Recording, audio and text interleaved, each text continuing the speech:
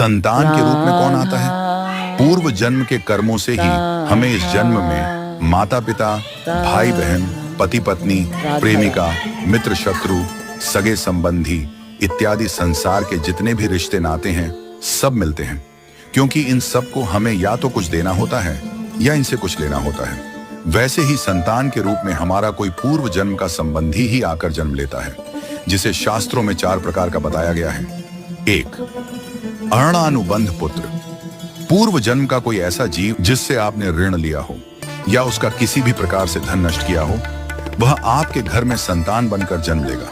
वह अपना धन बीमारी में या व्यर्थ के कार्यों में तब तक नष्ट करेगा जब तक उसका पूरा हिसाब न हो जाए। 2. शत्रुपुत्र। पूर्व जन्म का कोई दुश्मन आपसे बदला लेने के लिए आपके घर में संतान बनकर आएगा। बड़ा होने पर वह माता पिता से मारपीट, झगड़ा करेगा या उन्हें सारी जिंदगी किसी न किसी प्रकार से सताता ही रहेगा। वह हमेशा कड़वा बोलकर उनकी बेइज्जती करेगा और उन्हें दुखी रखकर ही खुश होगा। 3. उदासीन पुत्र। इस प्रकार की संतान न तो माता पिता की सेवा करती है, न ही कोई सुख देती है। वह उन्हें उनके हाल पर मरने के लिए छोड़ देती है। विवाह होने पर यह माता पिता से अलग हो जाते हैं और उनकी चिंता नहीं करते। 4. सेवक पुत्र। पूर्व जन्म में यदि आपने किसी की खूब सेवा की है तो वह अपनी की हुई सेवा का ऋण उतारने के लिए आपकी सेवा करने के लिए पुत्र बनकर आता है। जो बोया है वही तो काटोगे। यदि अपने माता पिता की सेवा की है तो ही आपकी संतान बुढ़ापे में आपकी सेवा करेगी, वरना कोई पानी पिलाने वाला भी पास न होगा। आप यह न समझें कि यह सब बातें केवल मनुष्य पर ही लागू होती हैं। इन 4 प्रकार में कोई भी जीव आ सकता है। यदि आपने किसी गाय की निस्वार्थ भाव से सेवा की है तो वह भी पुत्र या पुत्री बनकर आ सकती है।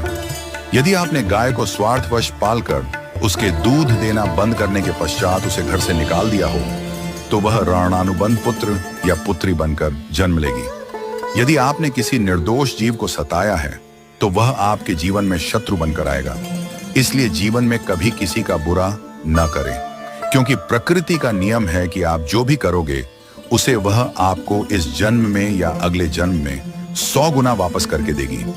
यदि आपने किसी को 1 रुपया दिया है तो समझो आपके खाते में 100 रुपया जमा हो गए हैं। यदि आपने किसी का 1 रुपया छीना है तो समझो आपकी जमा राशि से 100 रुपये निकल गए। जरा सोचिए, आप कौन सा धन साथ लेकर आए थे और कितना साथ लेकर जाओगे? जो चले गए वे कितना सोना चांदी साथ ले गए? मरने पर जो सोना चांदी धन दौलत बैंक में पड़ा रह गया, समझो वह व्यर्थ ही कमाया। औलाद अगर अच्छी और लायक है तो उसके लिए कुछ भी छोड़कर जाने की जरूरत नहीं है, वह खुद ही कमा